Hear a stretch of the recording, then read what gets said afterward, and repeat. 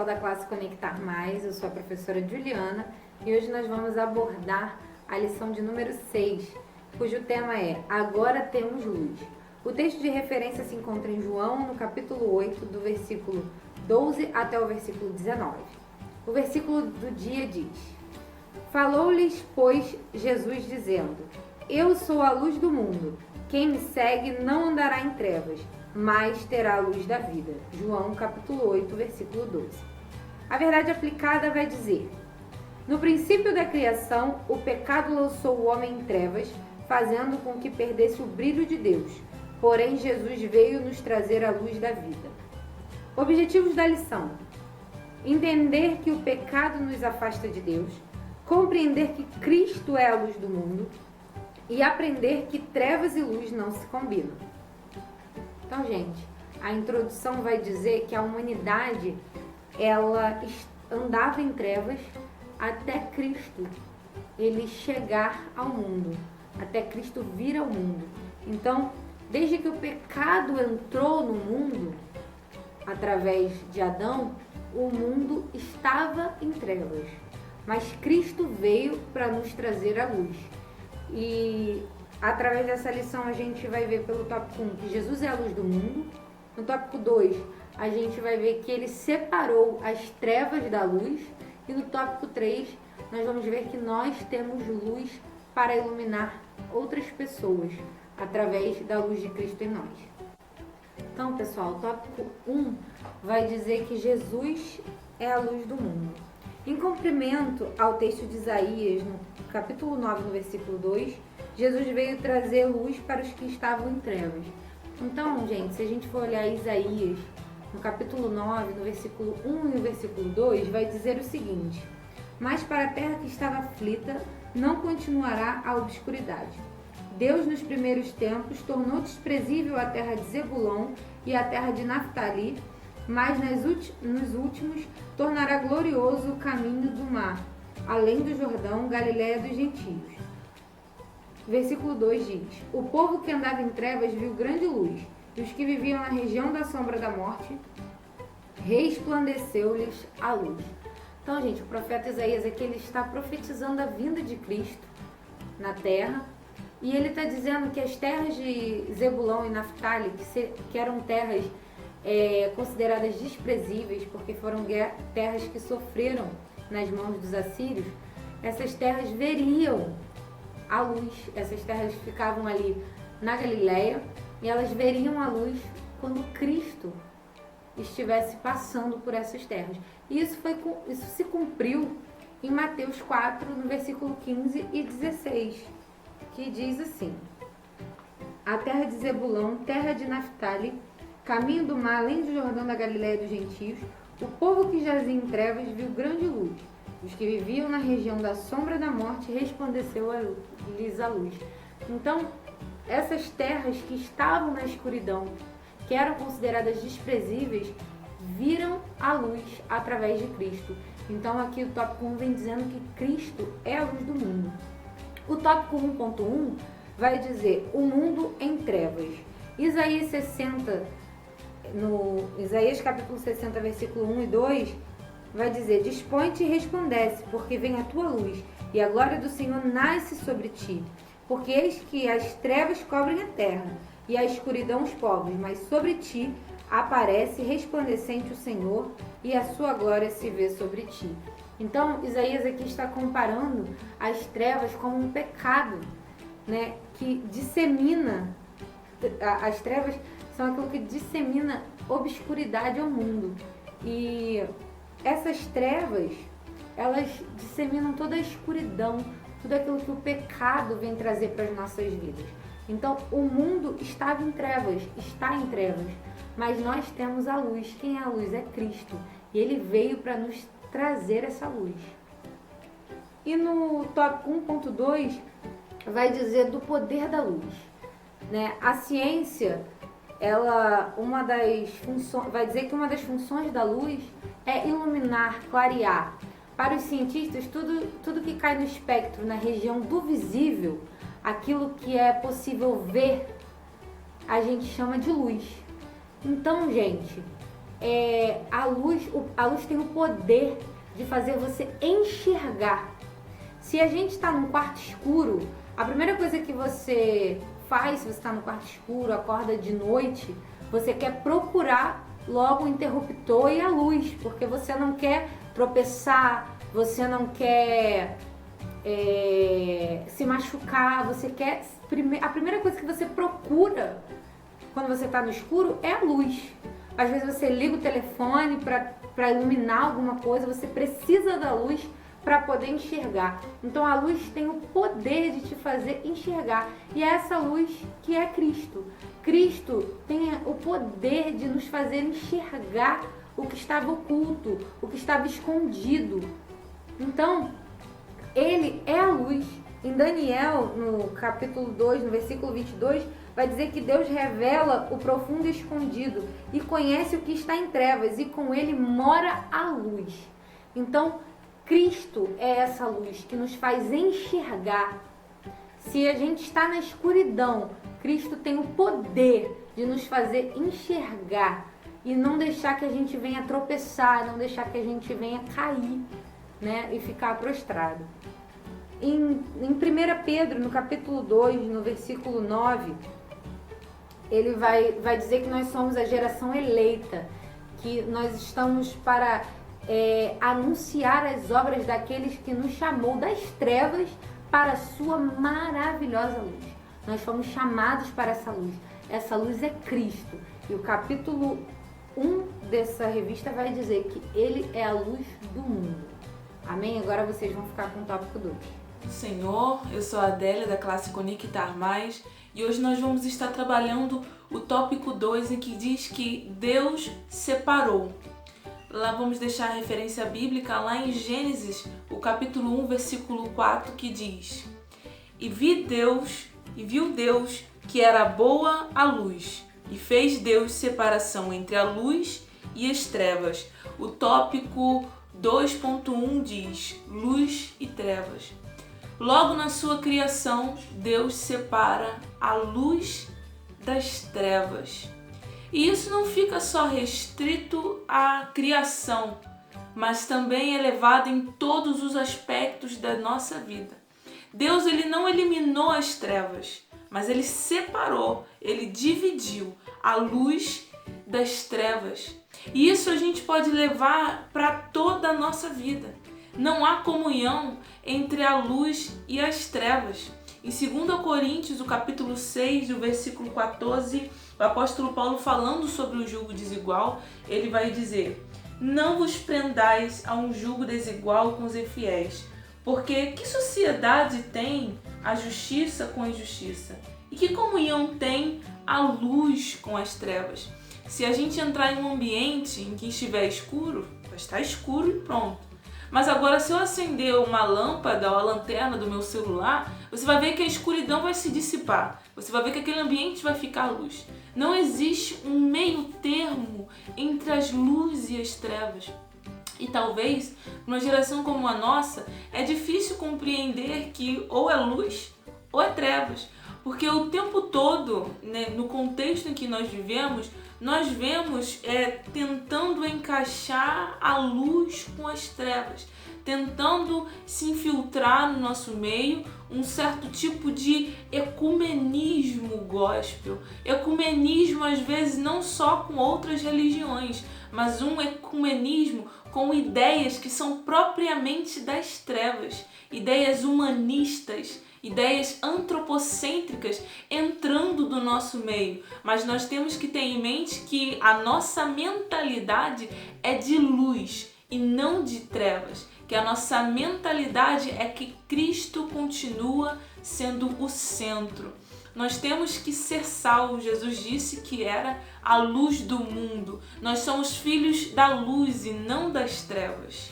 O tópico 2.2 vai dizer: Cristo, a verdadeira luz. Em Isaías 60, versículo 1 ao 2, vai dizer: Levanta-te, resplandece, porque já vem a tua luz, e a glória do Senhor vai nascendo sobre ti. Porque eis que as trevas cobriram a terra, e a escuridão os povos, mas sobre ti o Senhor virá surgindo, e a glória se verá sobre ti. E em Mateus, o capítulo 4, versículo 16, vai dizer: o povo que estava assentado em trevas viu uma grande luz, e os que estavam assentados na região e sombra da morte, a luz raiou. Em Isaías nós vemos um versículo messiânico, e em Mateus nós vemos a personificação, o cumprimento dessa profecia. Cristo é a luz do mundo. Nós vemos aqui que o mundo era cobrido por trevas, ou seja, tudo que há no mundo é fruto das trevas. As filosofias, a sabedoria, o comportamento, o agir, o vestir, o falar, tudo que é fruto do mundo também é fruto das trevas. Mas para isso que se manifestou o Filho de Deus, para desfazer as obras do diabo. Cristo, ele veio como luz para tirar toda a escuridão. Quem habita em luz não habita em trevas. A gente tem que ter essa separação. Não existe um meio termo entre luz e trevas. Cristo, ele veio para quebrar toda a nossa mentalidade do mundo, para quebrar todo o nosso comportamento. A luz de Cristo nos constrange e nos convida a mudar de vida, a deixar o mundo. Essa luz é a luz que despedaça todo o jugo. É a luz que traz a verdade à tona. É a luz que tira as escamas dos nossos olhos. Em João, o capítulo 12, o versículo 46, vai dizer: disse Jesus: eu sou a luz que vim ao mundo, para que todo aquele que crê em mim não pereça nas trevas. Não perecer nas trevas. Quem está em trevas não consegue enxergar nada, não consegue ver nada. Você já tentou evangelizar ou às vezes explicar uma verdade tão óbvia, até para algumas pessoas que não são cristãos, só que essa pessoa não consegue entender de jeito nenhum? Já aconteceu isso com você?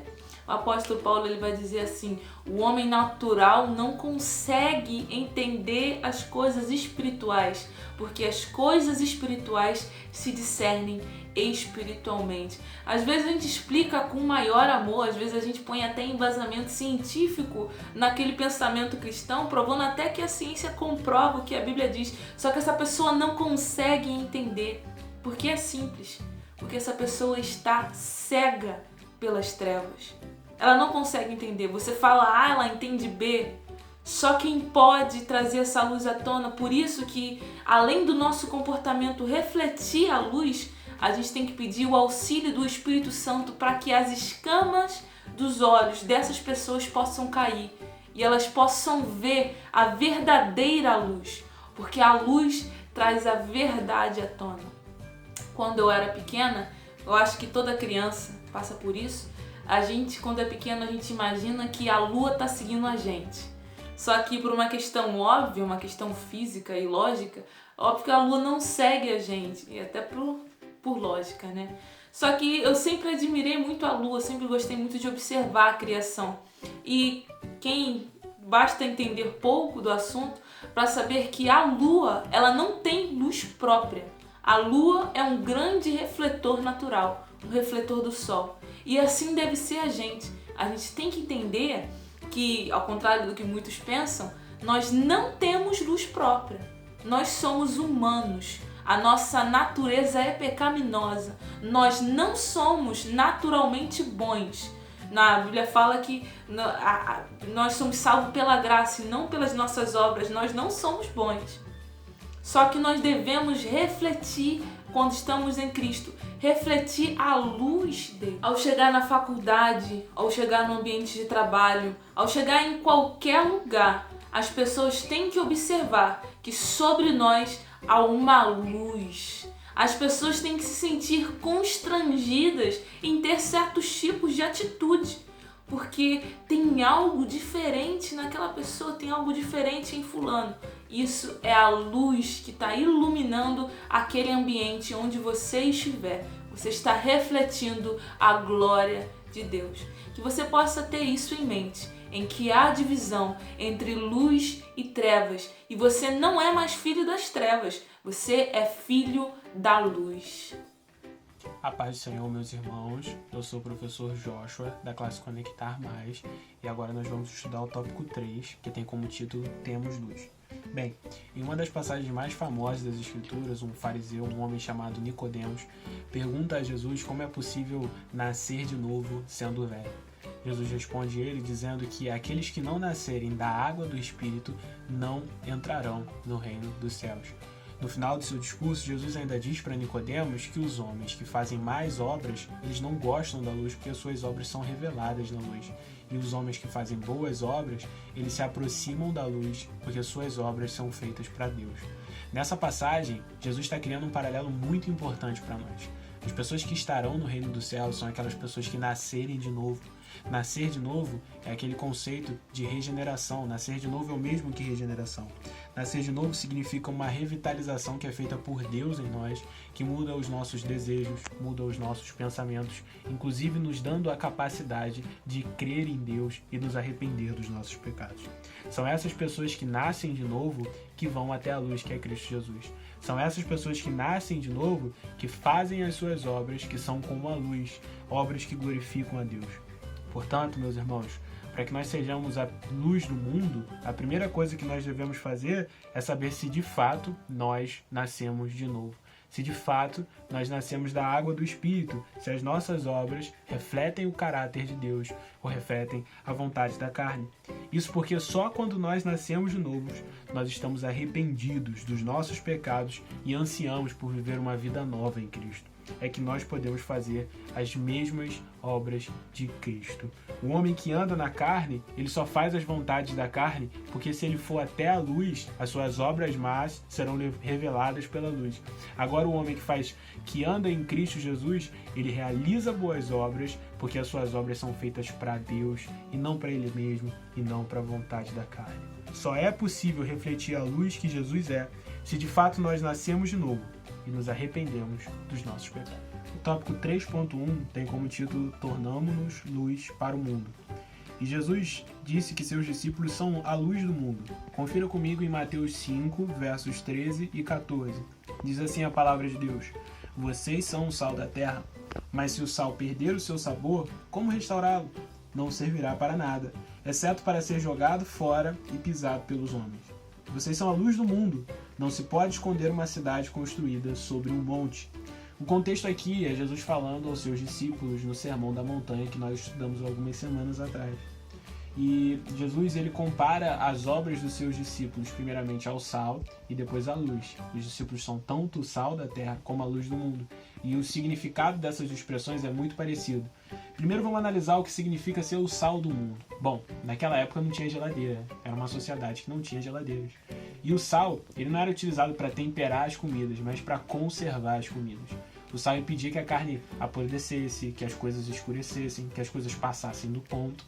E Jesus está dizendo para os seus discípulos que eles têm que ser o sal do mundo. Como sal do mundo, os discípulos de Jesus devem ser aqueles que impedem a corrupção total do mundo, que impedem as trevas do mundo. É isso que significa ser o sal do mundo. É isso que significa ser o discípulo que é o sal do mundo. É através do sal, como conservante, que o mundo não apodrece totalmente, que não fica completamente tomado pela corrupção, não fica completamente tomado pela violência.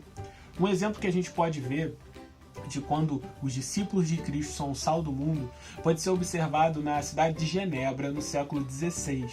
Naquela época, o pastor da igreja de Genebra era o reformador João Calvino. E João Calvino ele não ocupou nenhum cargo político em Genebra. Ele simplesmente pregou a palavra de Deus, o Espírito de Deus fez a sua obra, e as pessoas em Genebra se converteram ao Evangelho, e a partir dessa conversão, a cidade de Genebra tornou-se uma cidade sem corrupção, uma cidade com pouquíssima violência, uma cidade que por outros autores foi chamado um dos centros da evangelização cristã, um dos centros do discipulado cristão. É isso que significa ser sal do mundo. O sal impede que o mundo apodreça no pecado. Jesus falou também sobre ser luz e como luz, os discípulos têm as suas obras refletidas no mundo inteiro. Observe que Jesus usa uma analogia. Não tem como esconder uma cidade no topo do monte. Porque se a cidade está no topo do monte e alguém acende uma luz no topo do monte, todas as pessoas que estão abaixo vão ver. E é assim que devem ser as obras dos discípulos de Cristo. Quando a gente realiza uma coisa, o mundo observa as nossas boas obras e Deus é glorificado com isso. Por isso que os discípulos têm que ser o sal. Eles são o sal da terra, porque as suas obras são conservadas. E os discípulos também são a luz do mundo, porque as suas obras chamam a atenção do restante do mundo e Deus é glorificado com isso. O tópico 3.2 tem como título Brilhando nas Trevas. Aqui a gente vai entender um pouquinho mais sobre essa função da luz de ser um chamariz para o restante do mundo. Eu queria que você acompanhasse comigo a passagem de Mateus, capítulo 5, verso 16. Diz assim a palavra de Deus: Assim, brilhe a luz de vocês diante dos homens, para que vejam as suas obras e glorifiquem ao Pai de vocês que está nos céus. O que Jesus está nos ensinando aqui, meus irmãos, é que quando nós somos a luz do mundo, as nossas obras são vistas e isso glorifica a Deus. Nós estamos em uma sociedade corrupta. Todos pecaram e carecem da glória de Deus. Esse é o relato da humanidade. E o pecado, ele é treva. O mundo, ele vive sem essa luz. E quando isso acontece e nós realizamos as coisas que agradam a Deus, quando nós realizamos as coisas que glorificam a Deus, as nossas obras são diferentes das obras do restante das pessoas. E isso chama a atenção e isso é a luz do mundo a qual Jesus está se referindo. E essa luz aqui não pode ser escondida debaixo da cama, não pode ser colocada numa cidade, no topo de um monte e as pessoas não verem. Quando você acende uma luz numa floresta escura, aquela luz vai ser vista a quilômetros de distância, porque essa luz, ela chama a atenção e isso glorifica a Deus. Agora você precisa entender uma coisa: aqueles que nasceram de novo, eles não fazem essas obras para chamarem a atenção das pessoas. Essas obras não são feitas para que as pessoas olhem para nós. Aqueles que nasceram de novo, que são aqueles que vão morar no reino dos céus, conforme nós estudamos, que são aqueles que podem ou têm a capacidade de ser a luz do mundo, eles não fazem as obras para que a atenção esteja voltada para eles, mas para Deus.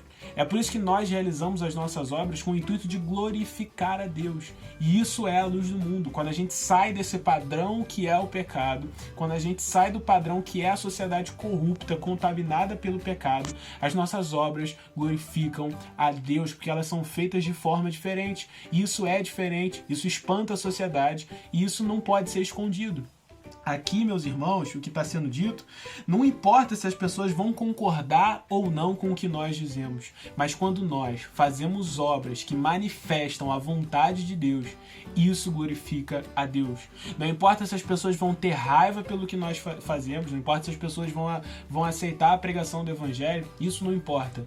Isso depende do Espírito e isso é conforme a vontade de Deus. Mas o que cabe a nós é fazer as obras que realizam a vontade de Deus, fazer as obras que glorificam a Deus, porque isso é o que Deus quer de nós. Fazer as obras para a glória de Deus, não para o nosso próprio mérito, não para que a gente seja exaltado, mas para que Deus seja exaltado nas nossas vidas. E aí independe se as pessoas vão aceitar o que nós estamos falando ou não. O que vale é a nossa firmeza de defender o Evangelho de Deus.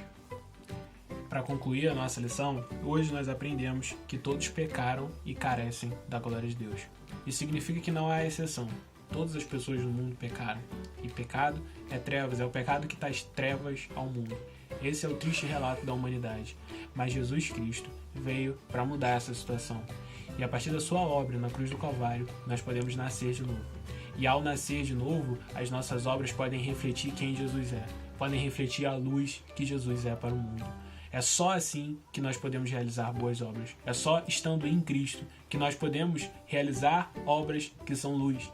E essa luz chama a atenção do mundo e isso glorifica a Deus. Deus é glorificado com isso. As nossas obras devem glorificar a Deus.